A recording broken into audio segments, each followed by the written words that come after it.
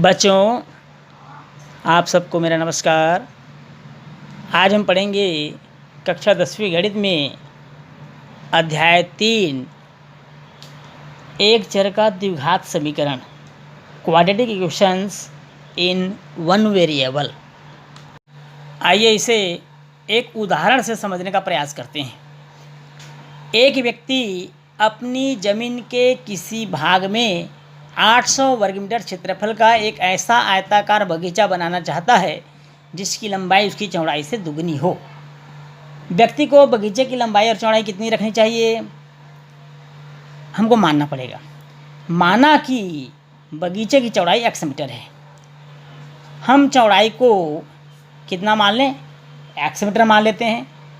तब लंबाई होगी इसकी, तब लंबाई कितनी हो जाएगी?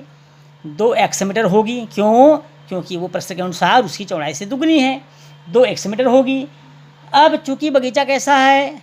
आयताकार है, इसलिए बगीचे का क्षेत्रफल, किसका क्षेत्रफल? बगीचे का क्षेत्रफल। और बगीचे का क्षेत्रफल होता है, चूंकि आयताकार है इसलिए आयत का क्षेत्रफल हो जाएगा लंबाई गुणित चौड़ाई। क्षेत्रफल दिया है 800, लंबाई 2x है, चौड़ाई x है, दोनों का हम गुणा कर देंगे, हमको मिलेगा 2x स्क्वायर। पक्षांतर कर देंगे, 800/2 हो जाएगा और भाग कर देंगे, हमको मिलेगा 400, अर्थात x बराबर हमको मिलेगा 20।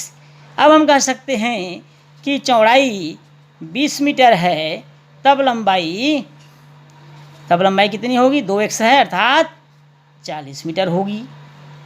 तो इस तरह हम कह सकते हैं कि यह जो समीकरण बना, ये एक प्रकार का क्वाड्रेटिक इक्वेशन का उदाहरण है, वर्ग समीकरण का एक उदाहरण है। आइए हम चलते हैं सवाल को बीजी रूप में कैसे लिखते हैं।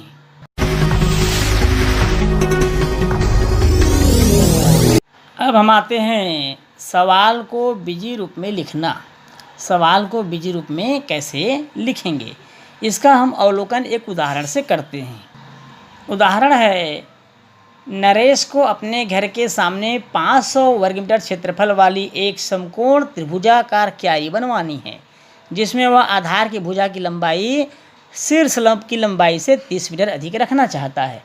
अब यहाँ पर हम देखेंगे कि क्यारी की लंबाई क्या होनी चाहिए। यह जानने के लिए हमें मानना होगा, मान लीजिए शीर्ष लंब की लंबाई हमको मानना पड़ेगा। माना शीर्ष लंब की लंबाई 100 मीटर, तब आधार भुजा की लंबाई कितनी हो जाएगी? आधार भुजा हो जाएगी 130 मीटर। क्यों? क्योंकि 30 मीटर अधिक रखना चाहता है। अब हम आते हैं समकोण त्रिभुज का क्षेत्रफल, क्योंकि क्यारी त्रिभुजाकार है, तो त्रिभुज का क्षेत्रफल क्या होता है? 1/2 शीर्ष लंब गुणित आधार भुजा की लंबाई। अब ये 500 दिया हुआ है, जो क्यारी बनवाना चाहता है 500 वर्ग मीटर में बनवाना चाहता है। 1/2 शीर्ष लंब को हमने x माना, आधार भुजा की लंबाई हमने माना 130। x का गुणा कर देंगे, 500 का गुणा 2 से हो जाएगा, 500 गुणा 2 बराबर हो जाएगा 100 वर्ग धन 30x।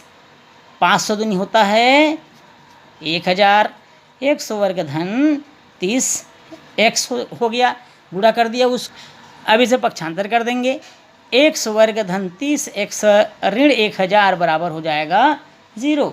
जो ये आप समीकरण देख रहे हैं, यह समीकरण एक बीजी रूप में लिखा गया है, अर्थात यही एक प्रश्न का बीजी रूप है। जो ये प्रश्न आपने देखा, एक समस्या आपने देखी, इसका बीजी रूप होगा ये इस प्रकार से x² धन 30x ऋण 1000। इस तरह से हम उसे बीजी रूप में प्रदर्शित कर सकते हैं, लिख सकते हैं। दोस्तों, अगर आपने ये वीडियो अभी तक लाइक एवं सब्सक्राइब नहीं किया है तो अवश्य करें, और यदि ये वीडियो आपको पसंद आ रहा है तो कमेंट्स ज़रूर करें, ताकि हमको आगे वीडियो डालने में आसानी हो। अब हम आते हैं द्विघात समीकरण की ओर। इस द्विघात समीकरण को समझने के लिए हम एक कथन पर विचार करते हैं। कथन है, 2 क्रमागत संख्याओं का गुणनफल 0 है। 2 क्रमागत संख्याओं का गुणनफल क्या है? 0 है। अब यहाँ पर क्रमागत संख्याओं में हमको पहली संख्या और दूसरी संख्या माननी होगी।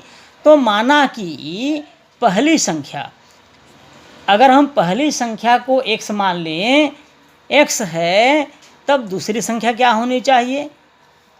दूसरी संख्या चूंकि क्रमागत है, एक के बाद इसके जस्ट बाद आना चाहिए, अर्थात +1 x + 1 होगी। अब प्रश्न में लिखा है इनका गुणनफल, क्या लिखा है? गुणनफल, अर्थात पहली संख्या गुणित दूसरी संख्या बराबर 0। गुणा कर देंगे x² + x बराबर 0। यहाँ केवल एक चर है और उसकी अधिकतम घात कितनी है? 2। अधिकतम घात कितनी है? 2। तो ये चर एक द्विघात समीकरण को प्रदर्शित करता है। किसको प्रदर्शित कर रहा है? यह चर एक द्विघात समीकरण को प्रदर्शित कर रहा है। आइए कुछ उदाहरण और देखते हैं। इन समीकरणों को बहुत ध्यान से देखिए। यहाँ पर हम 4 प्रकार के समीकरण प्रदर्शित कर रहे हैं। पहला समीकरण x² + 3x - 2 = 0। दूसरा x² + 1/x = 1। तीसरा है, थर्ड क्वेश्चन है 9x² - 100x - 20 = 0। और फोर्थ है हमारा x - 2/x = -x। अब यहाँ आपको बताना क्या है कि द्विघात समीकरण कौन कौन से इनमें से कौन कौन से समीकरण द्विघात है और कौन सा नहीं। तो हम देखते हैं, घात 2 होना चाहिए पहला कंडीशन, तो घात 2 वाला है और इनके घात और वही क्रम में है, तो पहला जो प्रश्न है, पहला जो समीकरण है वो द्विघात समीकरण होगा। अब हम दूसरा में चलते हैं। दूसरा में देखेंगे, जब इसमें हम हल करेंगे तो यहाँ पर x³ के रूप में मिलेगा। x किस रूप में मिलेगा? क्यूब के रूप में मिलेगा। और जब यह 3 के घात के रूप में मिलेगा तो यह द्विघात समीकरण का उदाहरण नहीं होगा। हम तीसरा में चलते हैं। यहाँ भी देखेंगे घात 2 है और ये अवरोही क्रम में है, तो यह एक द्विघात समीकरण का उदाहरण है। अब आते हैं हम चौथा में। चौथा में देखते हैं, जब x का x से गुणा करेंगे तो हमको मिलेगा x² अर्थात घात 2 के रूप में मिलेगा, तो यह भी एक द्विघात समीकरण है। तो इस तरह से हम द्विघात समीकरणों को पहचान सकते हैं।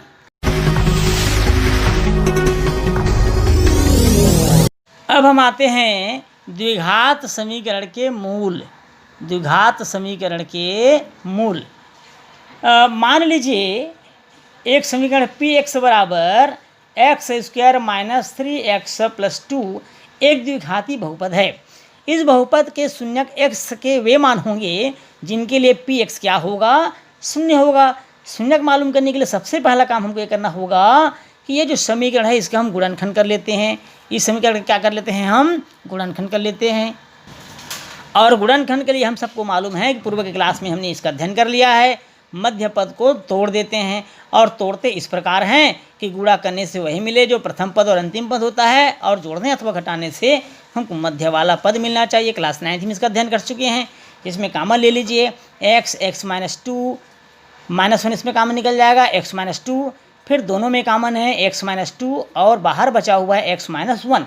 इस तरह से x² - 3x + 2 का गुणनखंडन होगा x - 2 और x - 1।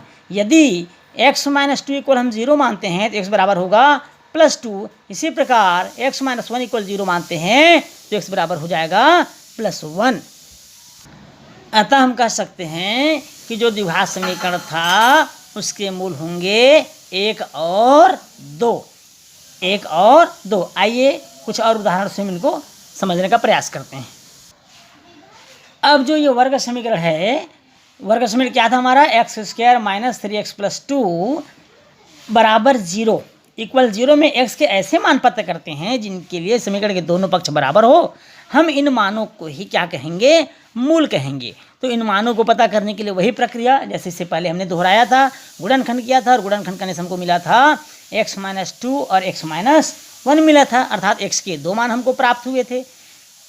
x - 2 = अगर 0 है, x = +2 प्राप्त हुआ था, और अगर x - 1 = 0 था तो x = +1 प्राप्त हुआ था। इसका मतलब यह है, यहाँ पाते हैं कि समीकरण x बराबर 2 और 1 के लिए, x बराबर 2 और 1 के लिए संतुष्ट हो रहा है। अतः हम कह सकते हैं कि द्विघाती बहुपद के शून्यक उस बहुपद से बनाए गए समीकरण के मूल होते हैं।